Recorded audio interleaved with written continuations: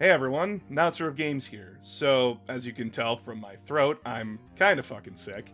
But, as TikTok is getting banned in the next couple of months here, I'm planning to move a lot of those videos over here in massive compilation videos. But, I'm reformatting them so that way they're more watchable, or you can just listen to them while you're either painting or snacking on something, just kind of that idea.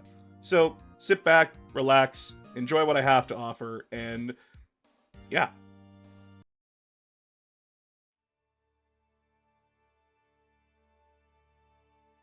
Space Marine 2 comes out in 5 days, or 9 days if you haven't pre-ordered it. And a lot of people are asking, what chapter should my Marine be, or which legion should they hail from? And allow me to tell you what those legions are. Grab a cup of coffee. Now, there were 18 Space Marine legions when they were all founded. 9 stayed loyal, 9 went traitor. I'm gonna go through each chapter to basically tell you guys what they're all about. It won't be a deep dive, though. You'll have to go to YouTube for that one. The first chapter we're talking about was the first legion that was ever made for the Space Marines, the Dark Angels. The Dark Angels Primarch is named Lionel Johnson, who was one of the best tacticians and swordsmen within the Imperium. During the time of the Great Crusade, the Dark Angels were known to be very aloof and distant and not trusting of many people. And that personality only got worse over the years. You see, after the events of the Horus Heresy, where 9 of the traitor legions basically nearly wiped out the Imperium, the Dark Angels Legion would head back to their home planet of Caliban to basically resupply and get fresh troops to continue on the event known as the Scouring. Only to find out that events had played out on Caliban, and that Lionel Johnson's second-in-command, Luther, who has his own personal history, had corrupted the entire planet's garrison and turned it against the Imperium. Basically how things played out, Lionel Johnson goes down to the planet, he goes into an honor duel with Luther when the planet's being blown up, and the Dark Angels both lose their Primarch, and basically the Fallen, as they would call them, got sucked into a warp portal, scattered throughout space and time. And when the Dark Angels came down finally to look for their father, all they found was Luther in a maddened state. All that was left of Caliban was the old fortress of Aruk, which they renamed the Rock. Slapped engines on that shit and made it a fucking spaceship. After the events of Caliban, the untrusting nature of the Dark Angels got the better of them, and they thought that if any of this information got out, they were in trouble. Basically, they were worried by guilt by association and didn't trust anybody to, be reasonable and rational about it. So when the Dark Angels Legion was split up into multiple chapters, they did follow the rules when it came to making chapters, but they kept a really close, tight-knit force. Every Dark Angel subchapter and the main chapter follow the Inner Circle. The Inner Circle is all those Marines from those chapters that know about the history of the fallen Dark Angels, who are still alive within 40k, and the Dark Angels and their subchapters go out of their way to hunt them down. You see, when a Dark Angel is now recruited, they are told a very controlled story about the fall of Caliban and Dark Angel's traditions. Essentially, as the Dark Angel goes through the ranks, they are slowly told information that adds more context. But when they are elevated into a position of the Inner Circle, they are told everything, the full context. Then, when the Inner Circle, which is made up of the Officer Corps that isn't Tech Marines, and the First Company, and the veterans of the Second Company, known as Black Knights, find out where a Fallen is, they will go through hell and a half to go get that Fallen, capture them, and bring them back to the Rock to be interrogated. Basically, that Fallen is not leaving that interrogation room alive. But things might be changing for the Dark Angels. Lionel Johnson has returned to 40k after basically a 10,000 year healing nap. After the galaxy was split in half by the 13th Black Crusade, Lionel Johnson found himself in the old ruined forests of Caliban. But as he wandered through the forests, he found that he would end up on different planets at different points. There he would find fallen Dark Angels. But 10,000 years and a healing nap and realizing all the mistakes that you made from the Horus Heresy and even before that changes a man. He no longer was this untrusting and very aloof Primarch. In fact, where the Dark Angels fell even deeper into their negative personality traits, he actually self-reflected and became better. He would offer any Fallen that were just renegade the chance to be redeemed, and if they accepted, they would be called Risen and be his personal bodyguards. If they were Chaos Corrupted, oh baby, you know they were dying. Leading to Lionel Johnson and the Risen coming to the Dark Angels' aid during the end of the Arcs of Omen campaign. Lionel Johnson would defeat the Demon Primarch Angron in personal combat, and be reunited with Lionel Johnson, and now have to accept the Risen into their ranks. Something that Chapter Master Azrael is very uncomfortable with. Now, organization-wise, the Dark Angels split themselves up into 3 different distinct groups. Green Wing, which is where you'll find all your Devastators, your Assault Marines, your Tactical Marines, basically all your basic Marine stuff. The Raven Wing, which contains their 2nd company and is made up of bikes, land speeders, all that jazz. And they are painting themselves black. Then there is their 1st company, the Death Wing, who paints all their stuff bone. This is where you'll find your Terminators, your Blade Guard veterans, all that jazz. So if you want to do a Dark Angels Marine, you got options. But don't worry, if you don't want to play Dark Angels but still hail from the Lion's Gene Seed, they have plenty of subchapters to go around. They got a lot of angels in their names. So, when Space Marine 2 comes out, will you be part of the 1st Legion? Or maybe it's one of the other chapters you're interested in. Well, you'll have to stay tuned to find out more. Remember, I'll be streaming Space Marine 2 on my YouTube and Twitch come September 5th. So if you're interested and want to see what the game is like, subscribe to my YouTube or my Twitch. Really helps out.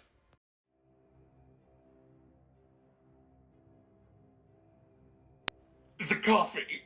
It wasn't perfect enough. Much like the Emperor's Children. The Emperor's Children are the 3rd Legion that was created for the Emperor's Great Crusade. And oh boy, how they have fallen.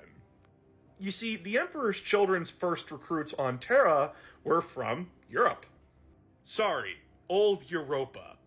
Made up of sons from those noble houses that had a tendency to be rebellious. But something interesting, during the wars on Terra, the Emperor's Children acted like officers for the main Imperial military. There was a time where the 3rd Legionnaires led hordes of men into battle. Then, once the Great Crusade kicked off, they were seen as the Emperor's diplomats and bodyguards. No, they would bodyguard the Emperor with the Custodes, or they would go with delegations to bodyguard those delegations. However, tragedy would strike when their gene vaults containing all their gene seed were hit by a Xenos plague attack, along with the Legion itself, and nothing could be salvaged. Best way to put it, they got space cancer. By the time the 3rd Legion found Fulgrim, there was only 200 of them left. Let's put it this way, they were so few in number that when Fulgrim finally met his sons, there was one guy holding one banner, each. However, Fulgrim grew up on a planet where resources were scarce and knew that he could salvage the situation, and gave a rousing speech that even moved the Emperor to tears. He said that the 3rd Legion would rise like the Phoenix of legend. And from that day on, the Emperor's Children were Fulgrims. And the Emperor was so impressed and so moved with the speech that on the spot, he gave the Emperor's Children the permission to be called the Emperor's Children and bear his personal insignia on their chest. Now, just to let people know, most officers in other legions had the honor of wearing the Emperor's personal sigil, the Aquila, on their chest, but it was a personal right of the Emperor's Children's most basic Marine to do it as well. From there, Fulgrim and the Emperor's Children knew that they had to uphold what the Emperor believed in. They had to be his perfect sons. No matter what strategy of war, no matter what kind of weapon they would use, they would master it. And while the 3rd Legion took time to rebuild, they were paired up with Horus and his Luna Wolves. They became very fast and close friends, but the Emperor's children would also become fast and close friends with Ferrus Manus and his Iron Hands. However, over time, the Emperor's children got a nickname, and they were called the Peacocks.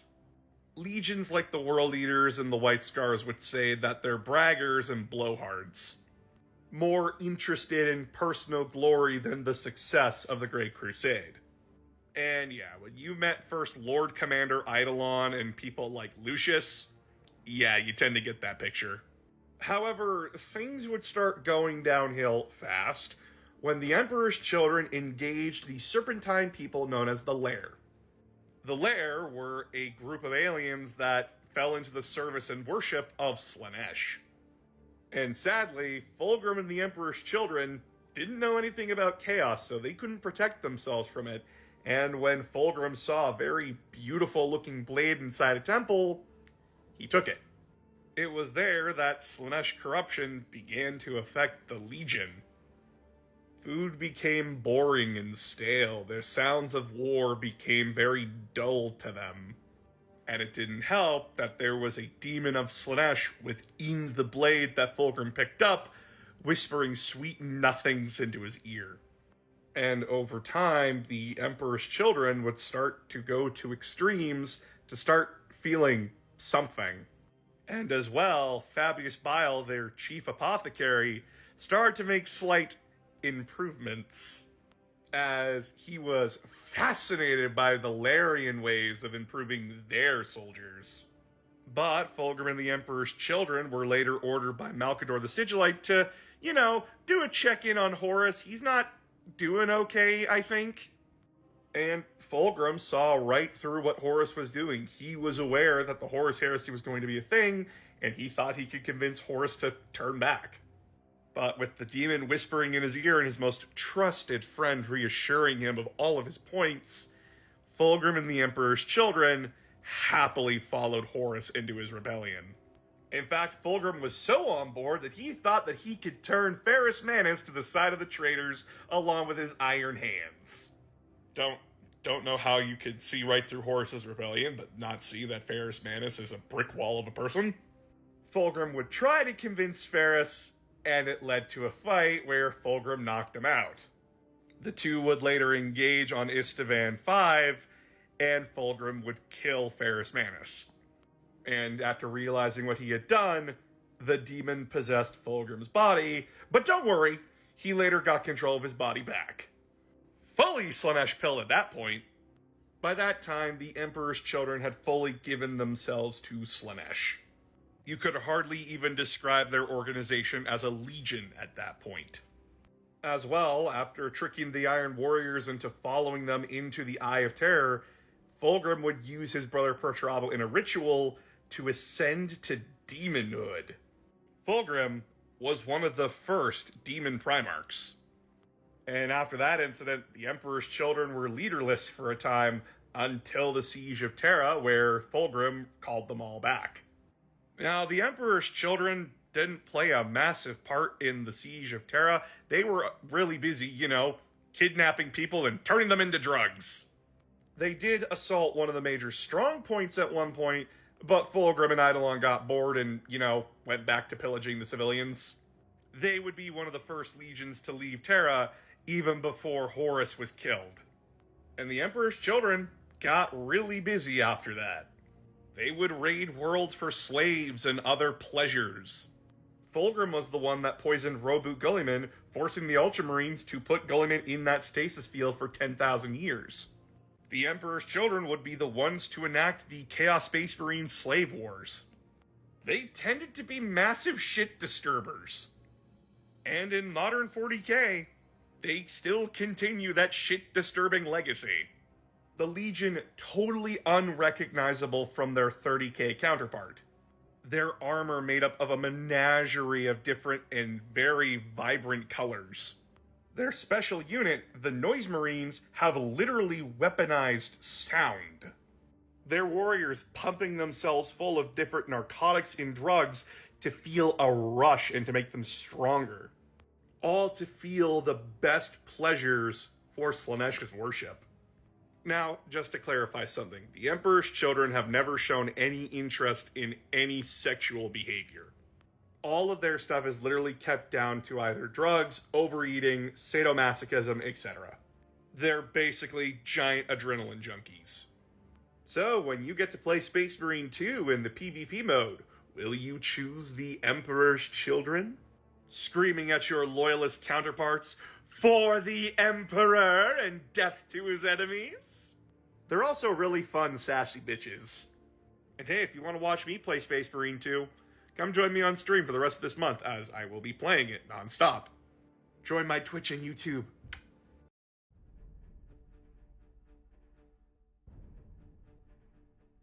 Those Imperial Fists think they can make better coffee than we can? We'll show them, won't we, my sons? The Iron Warriors were the 4th Legion ever created during the Great Crusade.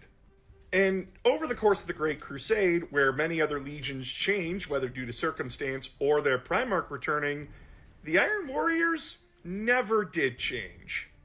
Now, the most surprising thing about the 4th Legion was that their gene seed was remarkably stable. And unlike a lot of other legions, they had a high acceptance rate for recruits. Meaning that the 4th Legion could reliably recruit from almost any population and get a Marine out of it. In fact, by the time the Great Crusade actually got started, the 4th Legion had thousands of members, while other legions may have only had a handful or 100. This meant that due to their numbers, the 4th Legion got a lot of new hardware first. And they were gonna need it because Imperial High Command put these guys on siege duty. Thanks to the high acceptance rate of their gene seed and the very large recruitment pool that they could have, basically the casualty rate kept up with the recruitment rate. And the 4th Legion would go on to do these thankless jobs time and time again. And for a while, they took pride in this, that they were the only ones that could do this. As well, many times over, the Iron Warriors would be divided up, and then small groups would be left to garrison worlds. Now, over time, the 4th began to become resentful of this, feeling like they were getting the shorter end of the stick, and that they weren't being treated like the other legions were. But when the 4th Legion's Primarch was found, they were hoping that things would change. It didn't. It got worse. The 4th Legion's Primarch is a guy named Perturabo. And he's a fucking character. You see, Perturabo grew up on a planet called Olympia, which was a planet that was home to a bunch of warring states. And being adopted by one of the most powerful state's leaders, his entire life was basically surviving assassination attempts and learning how to break fortresses. So it left him a little bit fucking dour and paranoid, along with an overinflated ego. And when he was given command of the 4th Legion, he basically said, "You guys have performed admirably, but you have not excelled." Where other Primarchs were celebrated for coming back to their legions, great parties thrown, the 4th would be introduced to decimation. 1 out of every 10 Marines were expected to have been beaten to death by his fellow squad mates. Perturabo was instilling in his legion that failure will bring death. Then Perturabo basically ramped up all of the deployments that the Iron Warriors were going on. More sieges, more grueling warfare. The attrition rate for both the 4th Legion and its Imperial Guard allies was so bad that the Imperial High Command basically told Perturabo and the Iron Warriors, "Yeah, no, you're not getting any regular Imperial army. You're getting penal legions from now on, which are punishment prisoner legions." Individuality, heroics, they meant nothing to the 4th Legion at this point. You were worth something if you had a good strategy in your head and if you could analyze data at a fast rate. If you were really good at that kind of job, you were promoted to a warsmith, which was basically one of the highest ranks you could achieve within the Iron Warriors. But it was also the most risky job, as you were right beside Perturabo, and remember what happened to the others when they failed. It led to the Legion having a very dour, very paranoid, and very nihilistic view of the galaxy. And it only got worse when Perturabo's home planet of Olympia rebelled.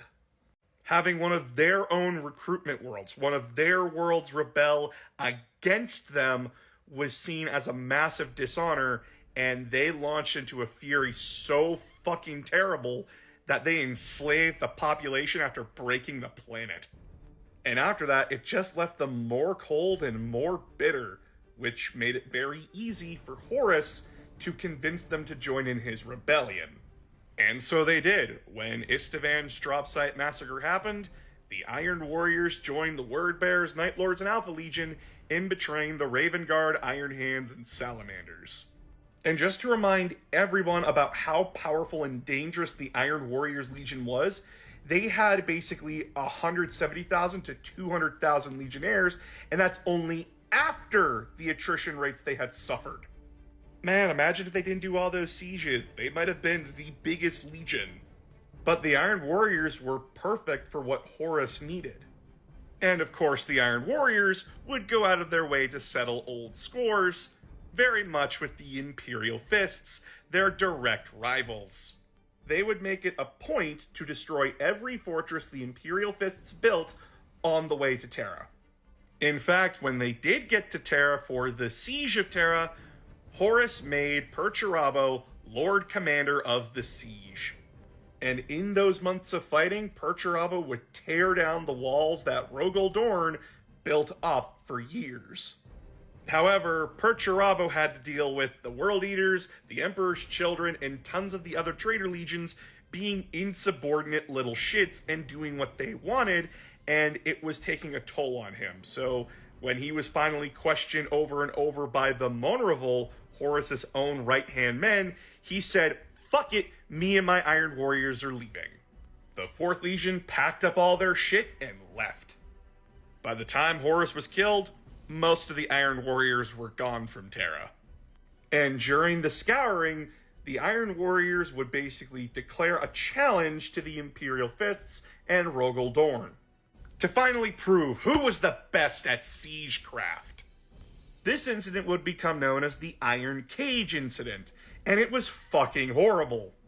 Essentially, the Iron Warriors had built a massive dome on a planet, and the Imperial Fists blew their way into it, only to learn that inside the dome was flat land and walls. Lots of walls. And inside those walls were in placed positions. The only reason the Imperial Fists survived was because of the Ultramarines coming in and helping. But the slaughter was so great that Perturabo was ascended to demonhood. And after that incident, the Iron Warriors have still proven to be an annoying thorn in the side of the Imperium, even to modern 40k. Now, the most interesting thing about modern Iron Warriors is that they do not worship chaos. They see chaos as a useful tool for war. If it's binding demons to war engines, you won't find anyone better at doing it than the Iron Warriors. But yeah, they think that if anyone accepts a gift from the Chaos Gods, they're weak. If an Iron Warrior receives a gift from the gods, then he is to chop off the offending limb, burn it, then go get medical help. They do not see themselves as servants of chaos. They see themselves as renegades fighting a war that is justified against a corrupt Imperium. And they will tear the Imperium down, brick by bloody brick. So, when you're playing Space Marine 2 on the side of Chaos, will you be an Iron Warrior? Going out of your way to ruin the Imperial Fist player's day? Genuinely, the 4th Legion is one of my favorite legions. I just like their tactics, I like their color scheme, and I just like the Legionnaires. I don't like Perturabo. And if you want to see me play more Space Marine 2, subscribe to my YouTube and Twitch. If you want to learn how to play Horus Heresy, I do have videos on that now, so go give them a watch.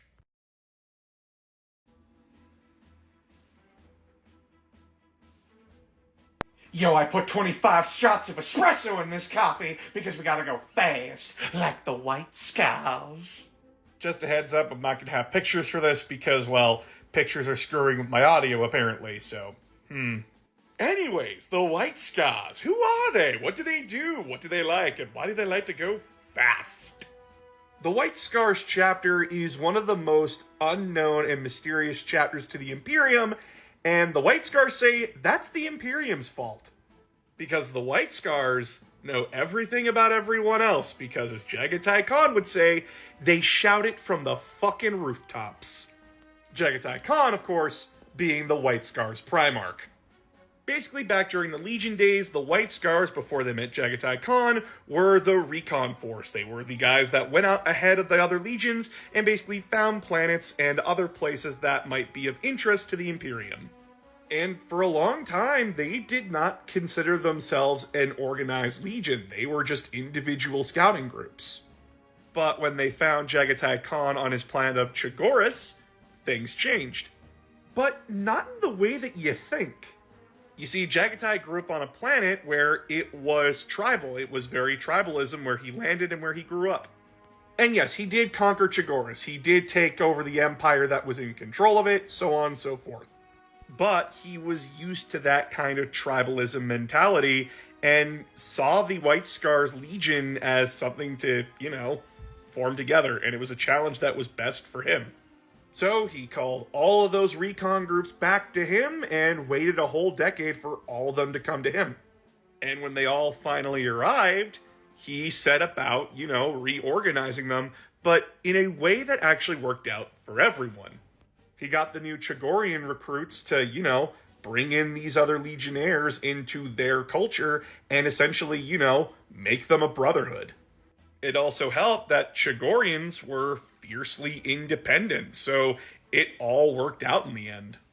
Now, outside of the Legion, everyone saw the White Scars as savages, laughing killers, these nut jobs on bikes who just wanted to go fast and murder everything in their sight. But looks can be deceiving. To those that actually knew the White Scars and actually spent prolonged time with them, you found a very cultured, very interesting, and very educated legion. They practiced poetry, for God's sakes. And Jagatai encouraged that behavior. But as the White Scars and Jagatai would say, if you aren't bothered to learn about us, why should we bother to learn about you? We already know everything about you by the way you're acting. Low-key, Jagatai was the roaster of the family. But it was during the Horus Heresy where the White Scars basically were put to their ultimate test. Horus kept the White Scars isolated for a lot of it because he genuinely thought that they would side with him, but he needed to control that information. But eventually, everything came to Jagatai, and he sided with the Imperium, not because, Emperor good.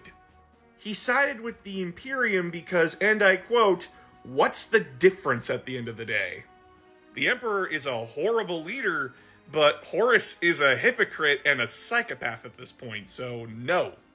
Just to let you know, Jagatai didn't like the Imperium either. He just knew that if he didn't serve, he would be destroyed, because it's the same thing he did on Chagoris. He was fully aware of the situation he was in. And though half of the White Scars Legion would side with Horus, it was Jagatai that brought them back to their senses and basically said, listen, I get it, but that is stupid. And the White Scars would get back to Terra to help defend it against the traitor onslaught. In fact, it was the White Scars that brought key victories that delayed the traitors so much for an Imperial victory. Now, when the White Scars were split up into their own individual chapters after the Codex Astartes was brought in, they took to it like it was nothing. They already acted fiercely independently of each other, so it was no shock that they could do that. The one thing that's common among all White Scar chapters is that they love to go fast. Bikes, planes, jetpacks, land speeders, anything that helps them go faster, they love it. It doesn't mean they don't have armored, slower vehicles, it's just that that's what they prefer. They prefer to be lightning fast, hit fast, and get out as fast as possible. But the most terrifying thing to a White Scar or their subchapters is being interred within a dreadnought. It is the ultimate prison in their eyes, and they would rather die than be in a dreadnought. Doesn't mean they don't have them, but if it had to choose, they choose death. And yes, their entire look, their entire personality, their entire culture is based off of real-life Mongolian culture, but it's not one-to-one. In modern 40k, they are doing as they always have, riding like the wind and fighting the enemies of the Imperium. And yeah, Jagatai Khan went missing 10,000 years ago chasing some dark Eldar into the webway, but they'll believe that he'll come back one day. And in the time until he comes back, they keep riding. So when Space Marine 2 comes out, will you be a subchapter of the White Scars, or will you be a White Scar yourself? Genuinely, the White Scars Horus Heresy books are some of the best Horus Heresy books. But if you want to watch Space Marine 2 and see if it's for you, I get to play it early on September 5th. And I'll be streaming it live for all of you on YouTube and Twitch. So if you're interested, give me a subscribe or a follow.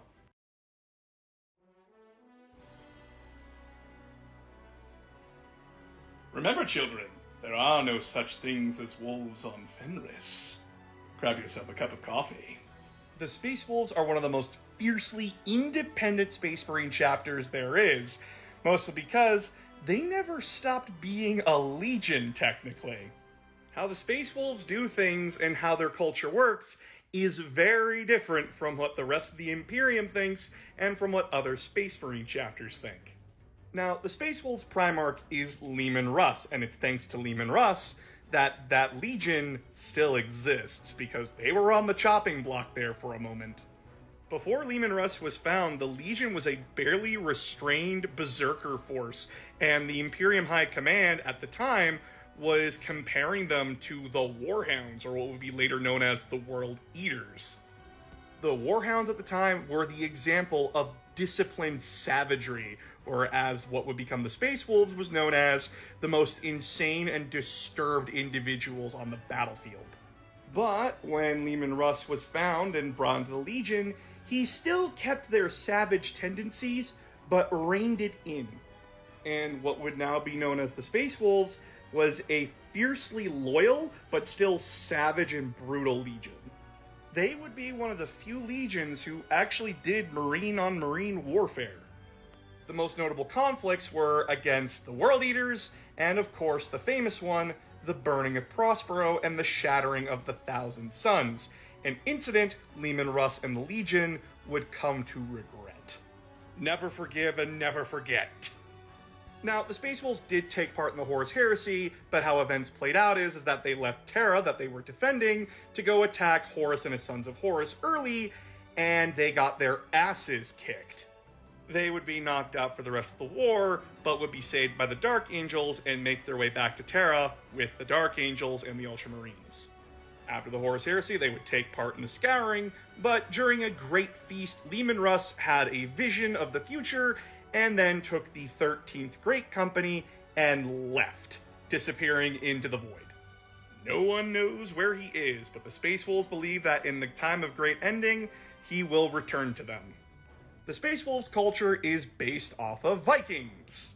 Well, a mix of Norse, Viking, and Celtic. Note, it's not one-to-one. As well, the Space Wolves only recruit from their homeworld of Fenris. When you are recruited into the Space Wolves Legion, you are basically given a few enhancements and then thrown out into the fucking wilderness and said, find your way back to the Fang and you'll become a Space Wolf. Most aspirants die to this. Those that don't become the Wolves of Fenris. Because the Space Wolves have a genetic flaw that basically turns them into werewolves. So many wolves, I wonder why. But once the recruit makes it back, they are put into what's known as a Bloodclaw squad. Essentially, the aspirant is just thrown in power armor, and they get their own version of a wolf pack. And then that Bloodclaw pack is put into one of the 12 Great Companies. Then, over time, as the Blood Claws are whittled down, they become Grey Hunters eventually. Now, the interesting thing is that the Space Wolves are seen as the heroes of the people in the Imperium. If you fight for the Emperor in the Imperium and you're just a regular civilian, they like you a lot and they want to see you succeed. It's actually led into conflict with the Inquisition more often than not when it comes to, the Inquisition having to cull populations that know about chaos. Something the Space Wolves do not agree with. So much so that after the First War for Armageddon, it nearly led to civil war, and it only didn't happen because Bjorn the Fell-Handed, the oldest dreadnought, a dreadnought that's been around since the Great Crusade, basically woke up and told everyone to knock it the hell off. Basically, the old man came out and yelled at the Inquisition to get off his lawn and for the pups to stop yapping. Now, the interesting thing is that the Space Wolves have two rivalries. With the Thousand Sons, of course, after what they did to the poor Thousand Sons, and the Dark Angels. You see, back in the day during the Great Crusade, during an invasion where the Space Wolves Legion and the Dark Angels Legion were working together, the Lord of the Planet basically captured some Space Wolves that had mutated and had started attacking Leman Russ's honor, leading to Leman Russ declaring that he will behead the leader of this planet himself. Lionel Johnson, being Lionel Johnson, didn't fucking care and went and killed that governor himself, right in front of Leman. So, Leman socked Lionel Johnson across the face, and they fought for what is said to be a day and a night. Of course, Leman Russ, realizing that he was acting childish, began to laugh, but Lionel Johnson, who didn't understand what Leman Russ was all about, thought it was an actual duel and knocked him the fuck out while he was laughing. Now, they would eventually repair their relationship after the Horus Heresy, but the chapters still engage in that honor duel, whether it's for a slight that one chapter receives from another, or, just to celebrate that occasion. So when you build your Space Wolf for Space Marine 2, maybe you have a Dark Angels buddy in there and you two have honor duels. So, when Space Marine 2 comes out, will you be part of the pack of Fenris? Remember, Space Marine 2 comes out early in 2 days, and I will be streaming it on YouTube and Twitch for all of you to enjoy. So if you're not sold on the game, and you want to see it for yourself, come give me a follow on YouTube. I really appreciate it.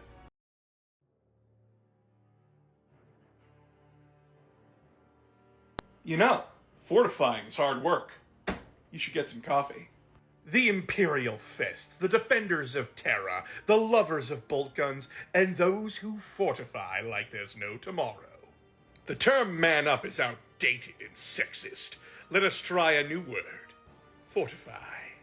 The Imperial Fists are considered one of the most staunchly loyal chapters out there. They were so loyal that when the Horus Heresy broke out, they only had a confirmed 55 people side with Horus, and those people were buried. Their bones would be the foundation for the fortress of Terra. The Imperial Fists are a very blunt and straightforward chapter, which makes sense because their Primarch, Rogel Dorn, was also blunt and very straightforward. And yeah, it's gotten them in a lot of shit a lot of times. Rogel Dorn was asked at one point, hey, if the Imperial Fists built a fortress and the Iron Warriors were sent to siege it, who would win? And Dorn said that the Imperial Fists would. He really didn't have any tact, and when Perturabo heard this, the Primarch of the Iron Warriors, that set off a chain of events that would lead to a very violent rivalry. It also didn't help that Rogel Dorn didn't understand social cues, or that when people were upset. Now, he didn't do these things maliciously, he just didn't understand that, people didn't work like he did. But during the Great Crusade, the Imperial Fists would distinguish themselves time and time again, whether it be creating impenetrable fortresses or being really good linemen for other legions. Hell, they even had the best swordsman out of all the legions, Sigismund. But when Horus was elevated to the rank of War Master, Rogel Dorn was made Praetorian of Terra, which means that he and the Imperial Fists would sit it out for the rest of the Great Crusade and proceed to fortify Terra. Basically, until the Emperor said otherwise, The Imperial Fists were to defend Terra and be its defense force. But then, the Horus Heresy would play out. So, while the galaxy was raging in civil war, Dorn was preparing the Sol System for the inevitable traitor invasion. The Imperial Fists would be able to help liberate both scientists and engineers from Mars during the Dark Mechanicum Uprising, and Dorn and the Imperial Fists would kill the Primarch Omegon. Yeah, that's right. Dorn killed Omegon. It's very convoluted. We'll get to it when we get to the Alpha Legion video. Then the Siege of Terra would come, and the Imperial Fists would distinguish themselves time and time again. But we all know how the Horus Heresy ends. Horus dead, the Emperor mortally wounded, and Dorn having to drag his corpse all the way back to the Golden Throne. Then the Great Scouring happened, and then the Codex incident happened.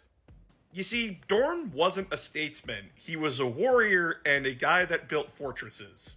So, when he was called back to Terra from the Scouring to meet with Guilliman and the other Primarchs about what to do about their legions, he was not happy with what Guilliman introduced, the Codex Astartes.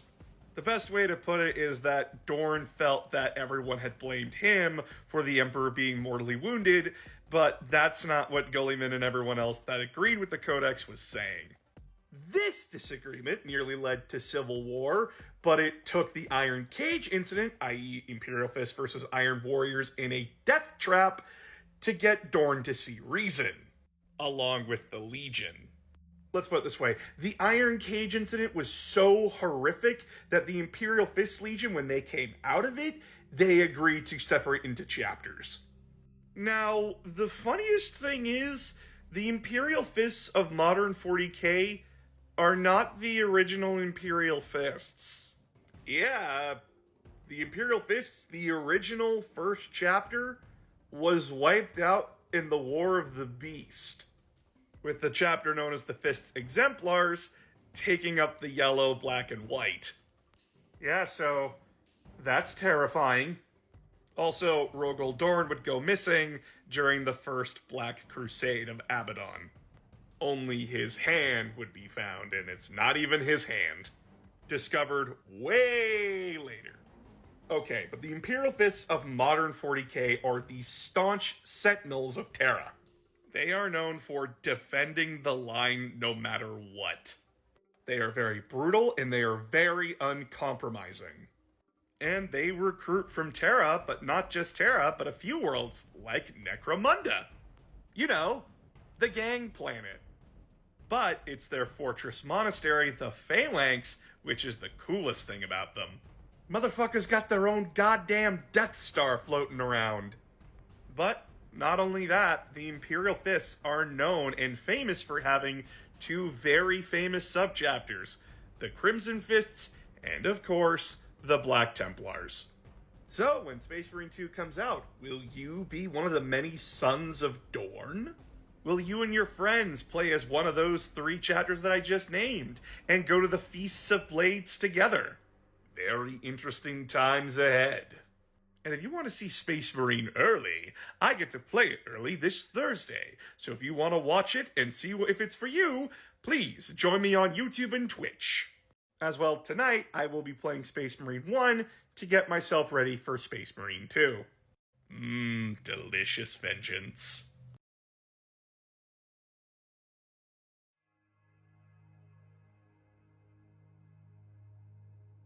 In order to make the perfect coffee, you just need to know how to flay the beans right.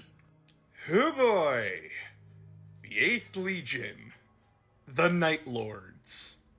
The Night Lords, as I said, are the 8th Legion ever created for the Great Crusade, and their job was not a pretty one. Now, the 8th Legion's recruiting pool wasn't the same as everyone else's. They recruited from the criminal children on Terra. The reason being was that those kids could understand what they did wrong, and then knew how to apply the same kind of logic to others. The 8th Legion would not be a combat legion. They were to be a shock and terror legion. Where every other legion would be a sword or a hammer, the 8th would be a scalpel. The 8th Legion perfected the art of fear and torture. And they were only deployed to worlds that basically went against their oaths to the Emperor, or to systems that didn't need to be destroyed, but needed to be taught a very valuable lesson. Now, to be clear, the 8th Legion at this time did not enjoy this work. They knew it was necessary, but they did not take pleasure in it, and they did not enjoy it. When they conducted these operations, it was a massive test of restraint. The 8th Legion was very cold, quiet, and calculated. But then, their Primarch would be found on the night criminal world of Nostromo. To sum up Nostromo really quickly, imagine Gotham City on several thousands of steroids, and it's completely nighttime all the time. And there is no Commissioner Gordon, and Batman is a giant super soldier that basically learned justice through eating people. By the time the Great Crusade found the Primarch Conrad Kurz on Nostromo, it was a very quiet and very, loyal world. But the meeting with Conrad Kurz was a nightmare, as when the Emperor walked into the throne room, the poor guy tried to claw his eyes out. Turns out Conrad Kurz could see multiple different futures, and when he looked upon the Emperor and all the brothers that had accompanied him, he saw all of their fates in multiple different ways. Yeah, it turns out the poor fucker was cuckoo for Cocoa Puffs. But that's what happens when you had no one to raise you, and essentially you had to survive off of eating rats and corpses. As well, it turns out that Nostromo is only quiet and peaceful because the punishment to any crime was a horrible and vicious death. You steal bread, you die. You murder somebody, you die. And it wasn't a quick one. Conrad Kurz basically figured out how to do torture just like the 8th Legion did, and he would basically, show the world what he did. It's how he brought the world into compliance very quickly. So then you'd think, oh, well, then him and the 8th Legion would get along like a house on fire. No. Conrad didn't know what to think of the 8th Legion when he was first introduced to it, but since the 8th Legion started recruiting from Nostromo, he quickly began to hate them. Yeah, guess what? As soon as the person that we all fear leaves, we tend to stop being scared real quick. And the criminal gangs, instead of sending their kids, they would just send the worst of the worst to the Legion. That quiet, cold, calculated restraint turned into sadistic glee for the Legion, where once it was a harsh lesson to impose not only on themselves but others, it now became a game. Where the 8th Legion once had honor, the Night Lords would willingly throw their own allies in the way of bolter fire to save their own skin. Now, the Night Lords still had the same intended effect. If any rebelling world or any world that knew about their existence was told that they were coming, that world surrendered immediately.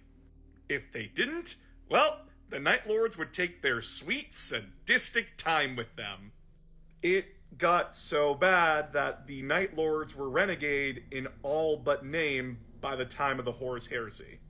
And the only reason they sided with Horus was because they knew if they sided with the Loyalists, they'd be killed anyway. Better to join the side that won't punish you for doing what you love, As well, by that time, Conrad Kurz had nuked Nostromo because it was a failure that kept following him. Now, during the Horus Heresy, the Night Lords would be basically ordered to go fight the Dark Angels and keep them busy for a while. Which they did for 7 years. However, the Night Lords were going up against the well-disciplined Dark Angels and the tactical genius of Lionel Johnson. There was no beating that outside of hit and run. But the lion will get its quarry eventually, and it did. The Dark Angels shattered the Night Lords. Conrad Kurz was captured, but would go on his own adventures after that, and the Night Lords Legion would basically just split off into desperate warbands that went off in all directions to survive. In fact, during the Imperium Secundus project, the Night Lords would attack the world of Pharos, because there was a special beacon there that essentially acted like a lighthouse in the warp.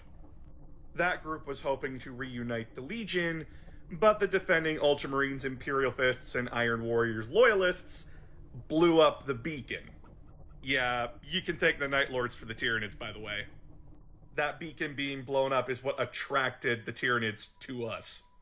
But yeah, even after the end of the heresy, the Night Lords were just different, desperate warbands trying to survive and do what they love. Eventually, Conrad Kurz would be killed. We don't actually know what happened, but we only know that an assassin probably killed him. And the Night Lords in modern 40k are literally no different than how they were in 30k. They know they're scum. They know they're the worst thing in the entire galaxy. And they love it. There isn't an illusion of what they are. They're monsters given power, and they lord that over everyone else.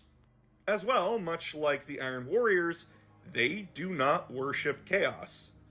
If they find out one of their number is worshipping the Dark Gods, they quickly shun that loser.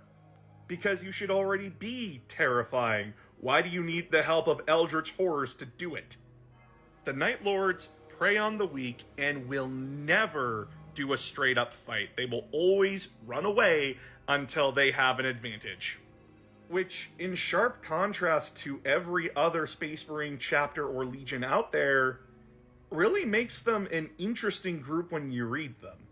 So, when you get to play Space Marine 2, will you choose the Night Lords for your Chaos Warband? And if you want to join in while I stream Space Marine 2 on YouTube and Twitch, you should subscribe, by the way. You can join my Discord in the link tree on my profile. It's usually first come, first serve.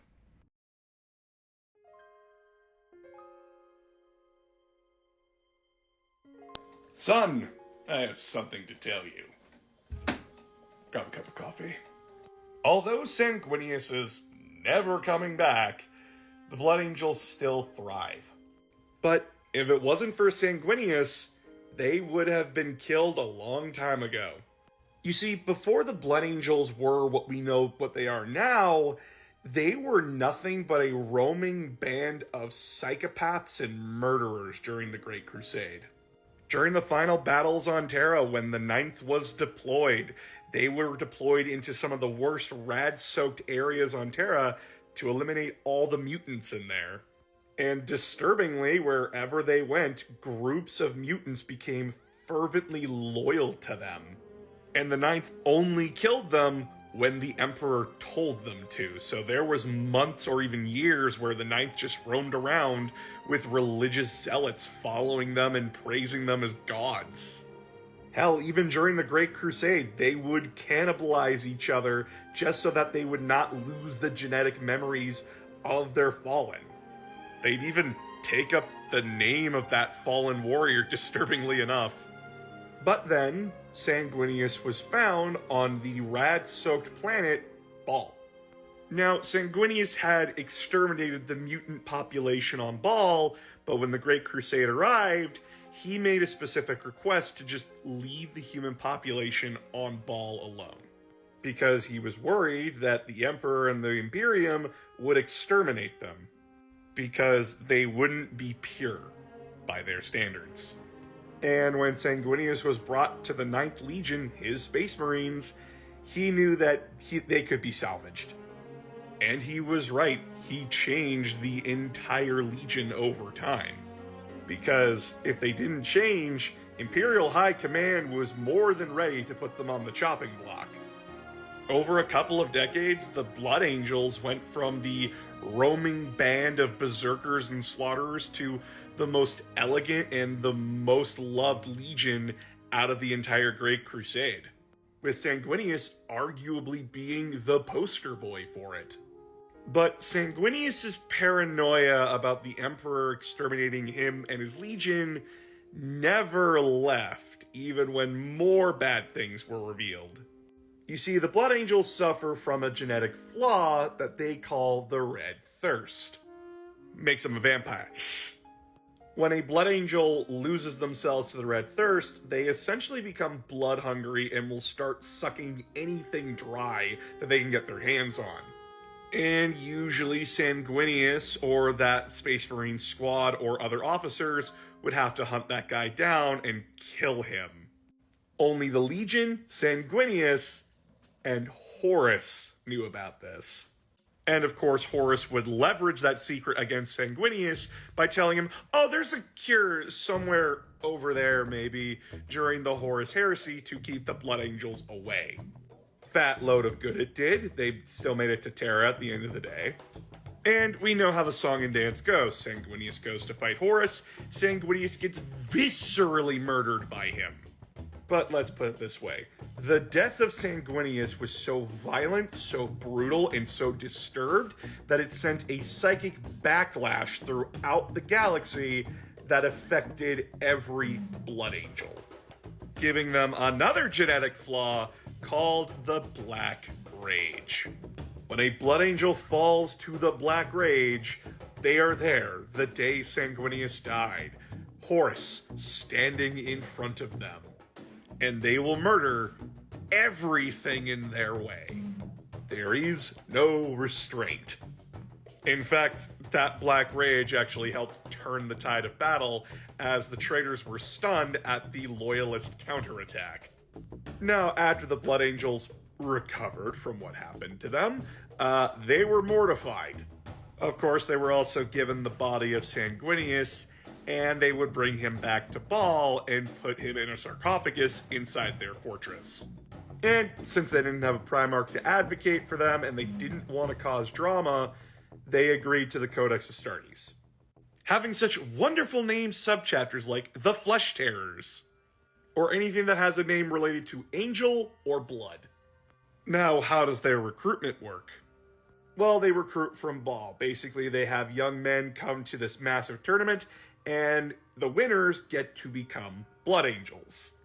Those aspirants are brought to the room where Sanguinius' body lies, where a sanguinary priest has a goblet for them. Drink the blood. Drink the blood. Drink the blood. Mixed with wine, of course.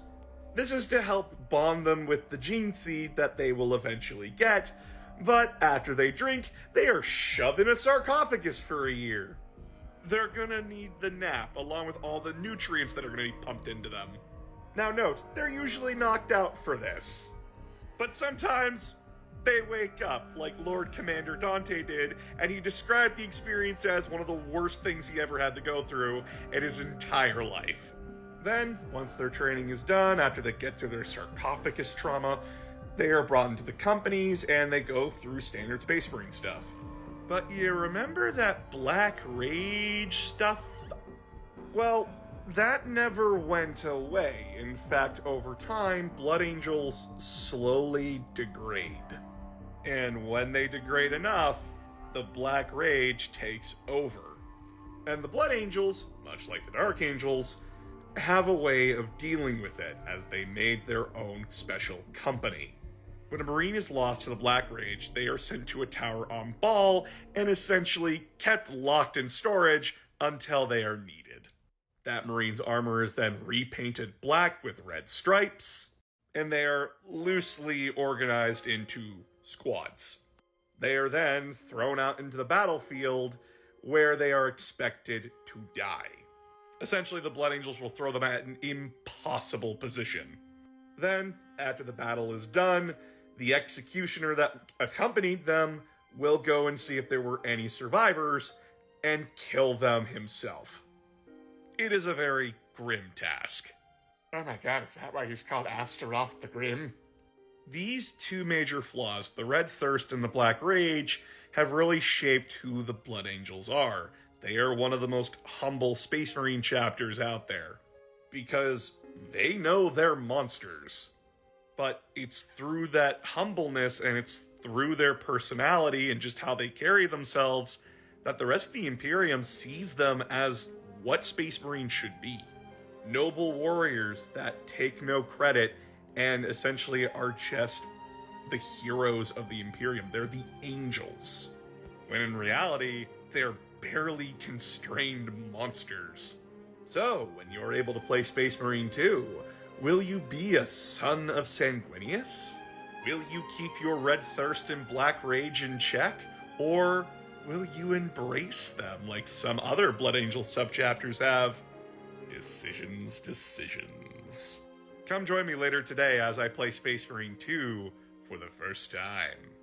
I'll be playing on YouTube and Twitch, so hope to see you there.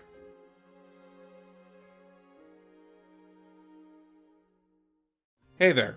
So this is going to be split up into 2 parts, just to shorten down the time, you know? And I thank you so much for sitting through, and let me know what you think in the comments below. This is something really new to me, and it's something that I hope succeeds. If not, I'll have to figure something else out. But in the meantime, please subscribe, please like, please share this around if you can, and I'll see you all next time.